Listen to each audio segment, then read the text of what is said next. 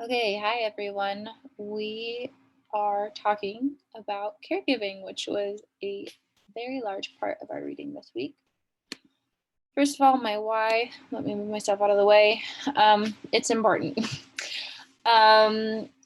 Essentially, what I've gathered from the reading is you never know.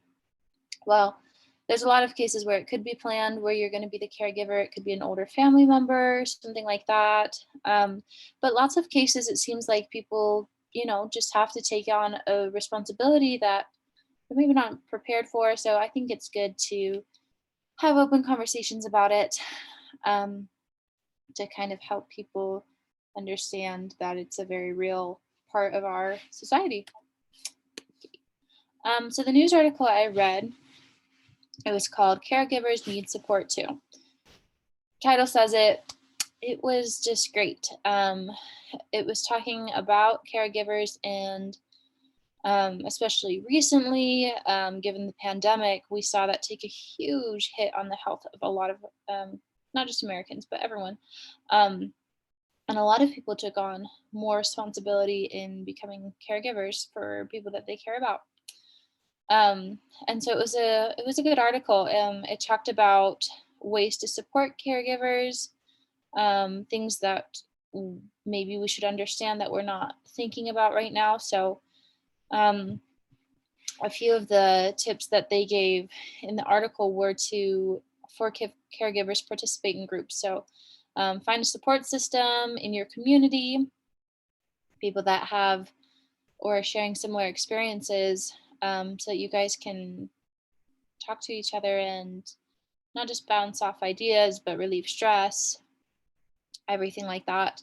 The other was advocate, which I thought was amazing because it wasn't talking about just caregivers. It was talking about, you know, if you know people that are in this position, advocate for them, rally for more groups to be made, more programs to be more accommodating.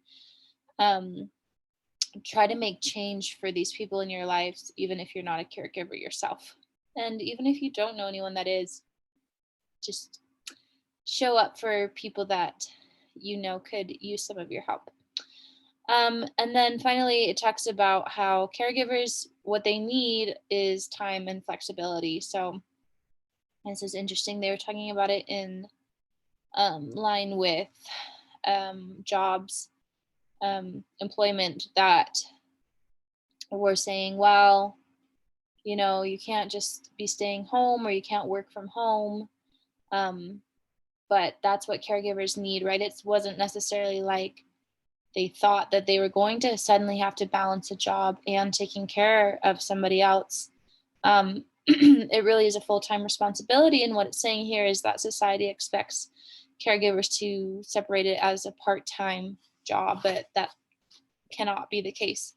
And so we need to meet it with more understanding, offer these people more time and more flexibility.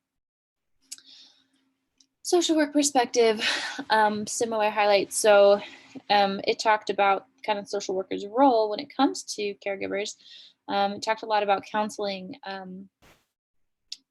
A lot of caregivers, some are, well, yeah, a lot are not professionals. um, and so a lot of these people don't know what to face. It's unexpected. They've got a lot on their plates. They're trying to balance everything else going on in life.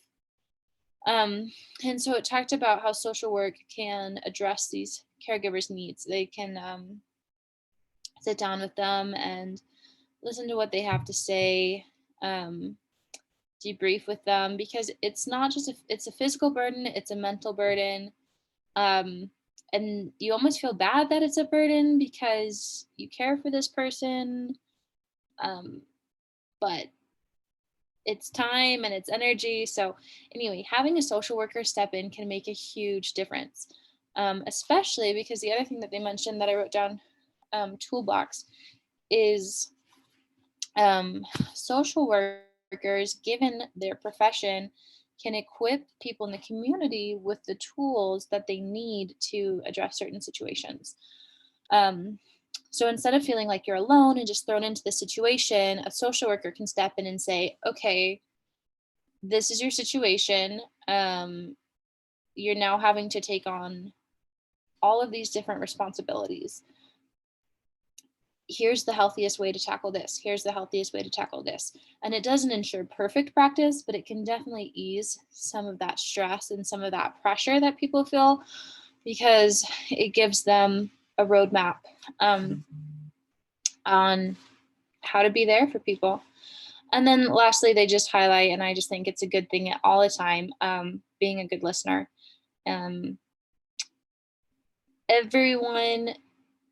Everyone needs to talk about their own lives, let alone having to take care of your life and helping somebody else take care of their life, which is that additional burden. So mostly I've been talking about caregiving as if, you had an older member of the family that you needed help, which the book focused on a lot. But if you think about it, like nurses, parents, teachers, anyone that stands in a position where they have to give some of their life to providing for somebody else needs an ear, needs someone to listen to them, because they've got a lot going on. That was great.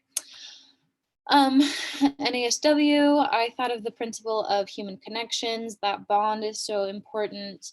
Human relationships are tricky, they're complicated, and especially when you're in this position of caring for another person, it's important that we learn about trust and patience and kindness and justice all being worked into that. Okay, then for the connection, I really thought, so this is the last one, I thought this is probably the topic that I've spoken on that has gone hand in hand the best, because they're essentially saying the same thing. But with bullet points, number one, people are human. So both articles recognize that nobody's perfect, that caregiving is, this opportunity to step up and make a difference, but it's going to be approached in a lot of different ways by different people, given the fact that we are all different. The other bullet, support and understanding. So I think both of them talked about this. The news article talking about standing up for them in the community, working to enact some laws, some programs, some whatevers that will help to support these caregivers, as well as understanding that they need that time and flexibility. And then same thing over in the social worker perspective. Social workers support caregivers, their understanding towards them. They offer them these tools to help them. And then the only difference, and I don't even want to consider this a difference because it's not really, it's just, I feel like I've seen this all with every topic of news article versus social worker, is that the news article always talks about the desire and is like, be a good person and be kind. And then the social work perspective is, it's our job to be good people. Here's how you do it, right? So it's the desire versus the action, the want versus the tools, the belief versus the profession. So yeah, that was what I thought for the connection there. And then my question is, what is one way caregivers can better manage stress that comes with supporting loved ones?